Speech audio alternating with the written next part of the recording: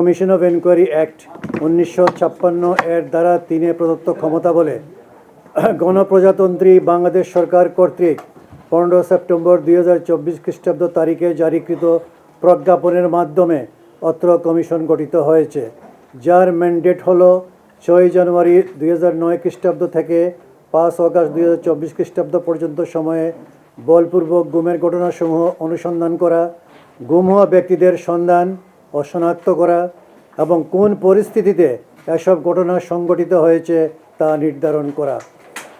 Commission তার mandate অনুযায়ী বিভিন্ন সরকারি সংস্থার নথি ও তথ্য পর্যালোচনা, পরিদর্শন ও যাচাই বাছাই ভেরিফাই করা সহ স্বীকৃত গোপন উভয় ধরনের আটক কেন্দ্র পরিদর্শন করে, যার মধ্যে ছিল ডিজিএফআই ও র্যাব পরিচালিত জিআইসি ও টিএফআইসি, র্যাবের সদর দফতর ও battalion, NSI, DB, CTTC, police line সহ ভুক্তভোগীদের শনাক্ত করা, অন্যান্য আইনশৃঙ্খলা বাহিনীর স্থাপনা। অনুসন্ধান কার্যক্রমের অংশ হিসেবে দেশের বিভিন্ন জেলায় গোপন বন্দিশালার সন্ধান পাওয়া মাত্রই কমিশন তা পরিদর্শন করে সংশ্লিষ্ট স্থাপনাগুলো অপরিবর্তিত অবস্থায় রাখার নির্দেশনা প্রদান করে। কমিশন গঠনের কয়েক সপ্তাহের মধ্যেই ডিজিএফআইয়ের জিআইসি আয়নাগর এবং র্যাব সদর দফতরের টিএফআইসি পরিদর্শন করে আলামত ধ্বংসের প্রক্রিয়া তাৎক্ষণিকভাবে বন্ধের নির্দেশ দেওয়া হয়। পরবর্তীতে 12 ফেব্রুয়ারি 2025 খ্রিস্টাব্দে সংশ্লিষ্ট ভিকটিমদের উপস্থিতিতে মাননীয় প্রধান উপদেষ্টা ও উপদেষ্টা পরিষদের কয়েকজন সম্মানিত সদস্য এই দুইটি সহ মোট 3টি গোপন বন্দিশালা পরিদর্শন করেন। কমিশনে দাখিলকৃত 1913টি অভিযোগের মধ্য হতে একাধিকবার দায়েরকৃত 231টি অভিযোগ এবং যাচাই বাছাই অন্তে প্রাথমিক ইনকোয়ারির পর গুমের সংজ্ঞার বহির্ভূত বিবেচনায় 113টি অভিযোগ বাতিল করা হয়। ফলে মোট 1569টি অভিযোগ কমিশনের সক্রিয় বিবেচনায় ছিল, যার মধ্যে 251 জন নিখোঁজ অর্থাৎ যাদের সন্ধান এখনও পাওয়া যায়নি এবং 34 জনের গুম পরবর্তী লাশ উদ্ধার হয়। নিখোঁজদের অবস্থান নির্ধারণে কমিশন সংশ্লিষ্ট বর্তমান ও সাবেক কর্মকর্তা, সন্দেহভাজন ব্যক্তি, শৃঙ্খলা বাহিনীর সদস্য ও বেসামরিক সাক্ষীসহ মোট 222 জনকে জিজ্ঞাসাবাদ করে। পাশাপাশি 765 জন গুমের শিকার ও তাদের পরিবারের সদস্যদের একাধিকবার সাক্ষাৎকার নেওয়া হয়। বাংলাদেশের সীমান্তবর্তী জেলার পুলিশ সুপার ও বর্ডার গার্ড বাংলাদেশের সেক্টর কমান্ডারদের নিকট থেকে 5 অগাস্ট 2024 খ্রিস্টাব্দের পর ভারত হতে বাংলাদেশে পুশ ইন করা ব্যক্তিদের তথ্য সংগ্রহ করলেও তাতে গুমের শিকার কোনো ব্যক্তির নাম পাওয়া যায়নি। তবে 22 ডিসেম্বর 2024 খ্রিস্টাব্দ তারিখে ঢাকার ধামরাইয়ের বাসিন্দা গুমের শিকার মোহাম্মদ রহমতুল্লাহকে চাঁপাইনবাবগঞ্জের গোমস্তাপুর সীমান্ত দিয়ে পুশ ইন করার একটি নির্দিষ্ট ঘটনা কমিশনের অনুসন্ধানে উঠে এসেছে। এছাড়াও পররাষ্ট্র মন্ত্রণালয়ের মাধ্যমে ভারতের বিভিন্ন কারাগারে আটক প্রথম দফায় 1052 জন এবং দ্বিতীয় দফায় 3285 জন বাংলাদেশি নাগরিকদের তালিকা কমিশন প্রাপ্ত হলেও তা যাচাইয়ের পর গুমের শিকার কোনো ব্যক্তির নাম পাওয়া যায়নি। উক্ত তালিকার কিছু তথ্য অসম্পূর্ণ ও অস্পষ্ট হওয়ায় বিষয়গুলোর সুস্পষ্ট ব্যাখ্যা চেয়ে ও হালনাগাদ তথ্য চেয়ে সংশ্লিষ্ট কর্তৃপক্ষের নিকট পত্র প্রেরণ করা হয়েছে এবং অগ্রগতি জাতীয় মানবাধিকার কমিশনকে অবহিত করতে বলা হয়েছে। বলপূর্বক গুম সংক্রান্ত অভিযোগে গণশুনানি আয়োজনের বিষয়ে সুদীজনের পরামর্শ পাওয়া গেলেও ভিকটিম ও তাদের পরিবারের জীবন, নিরাপত্তা, মানসিক সুস্থতা এবং অনুসন্ধানের স্বার্থে আন্তর্জাতিক মানবাধিকার মানদণ্ড বিবেচনায় কমিশন গোপনীয়ভাবে জবানবন্দি গ্রহণকেই ন্যায় বিচারের জন্য অধিকতর সমীচীন মনে করে।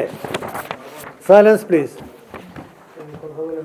কমিশনের অনুসন্ধানে দেখা যায় প্রায় 25% গুমের অভিযোগে র্যাব জড়িত, এরপর পুলিশ 23%। এছাড়াও ডিবি, সিটিটিসি, ডিজিএফআই ও এনএসআই ব্যাপকভাবে গুম করেছে। বহু ক্ষেত্রে সাদা পোশাকধারী বা প্রশাসনের লোক পরিচয়ে অপহরণ করা হয়েছে। অভিযোগগুলোর ধরন থেকে ইহা স্পষ্ট যে গুম একটি প্রাতিষ্ঠানিক ও পদ্ধতিগত চর্চা হিসাবে র্যাব, পুলিশ ও গোয়েন্দা সংস্থাগুলোর দ্বারা একক ও যৌথ অভিযানে সংগঠিত হয়েছে, যা বিচ্ছিন্ন অসদাচরণের পরিবর্তে রাষ্ট্রীয় সমন্বিত কার্যক্রমের ইঙ্গিত দেয়।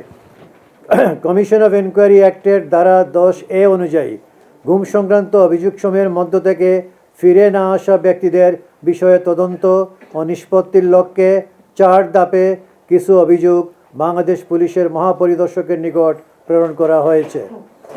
একই সঙ্গে আইনশৃঙ্খলা বাহিনীর বিরুদ্ধে আনিত 2 থেকে 5 দিনের গুমের অভিযোগগুলোর তদন্তক্রমে প্রয়োজনীয় ব্যবস্থা গ্রহণের জন্য পৃথকভাবে পত্র প্রেরণ করা হয়েছে এবং আগামী 6 মাসের মধ্যে অগ্রগতি মানবাধিকার কমিশনকে জানাতে নির্দেশ দেওয়া হয়েছে।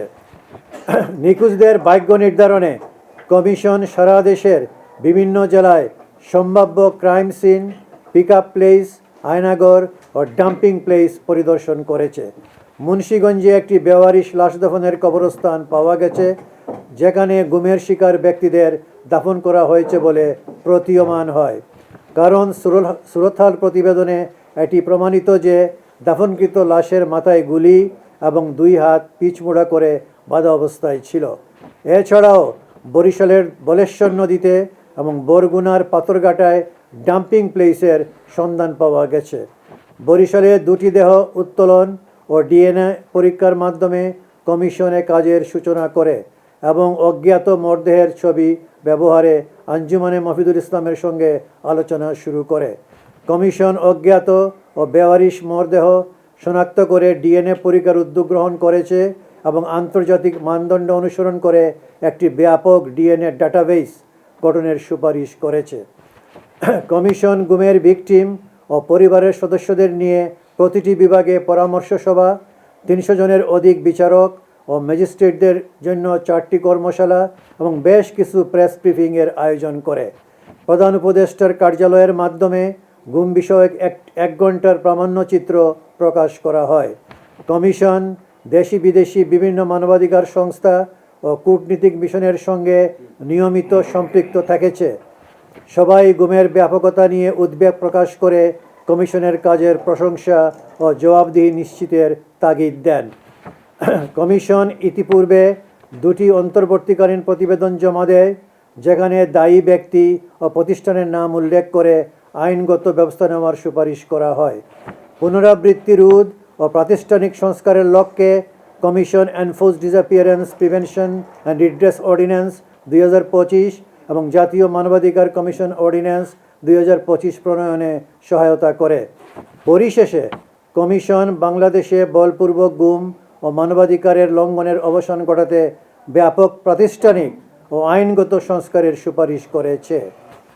এর মধ্যে রয়েছে র্যাপিড অ্যাকশন ব্যাটালিয়ন বিলুপ্তিকরণ, আভ্যন্তরীণ আইনশৃঙ্খলা রক্ষার দায়িত্ব থেকে সশস্ত্র বাহিনীকে প্রত্যাহার, সন্ত্রাসবিরোধী আইন 2009 বাতিল বা মৌলিক সংশোধন, সমাজভিত্তিক প্রতিরোধমূলক সন্ত্রাসবিরোধী নীতি প্রণয়ন, আর্ম পুলিশ ব্যাটালিয়ন আইন 2003-এর 13 ধারা বাতিল, সকল বাহিনীকে কঠোর আইনি জবাবদিহিতার আওতায় আনা, বাধ্যতামূলক মানবাধিকার প্রশিক্ষণ, ভুক্তভোগী কেন্দ্রিক ন্যায় বিচার, ক্ষতিপূরণ ও পুনর্বাসন নিশ্চিতকরণ এবং সত্য, স্মৃতি ও জবাবদিহির প্রতীক হিসাবে আয়নাগরগুলোকে জাদুঘরে রূপান্তরের সুপারিশ অন্তর্ভুক্ত রয়েছে।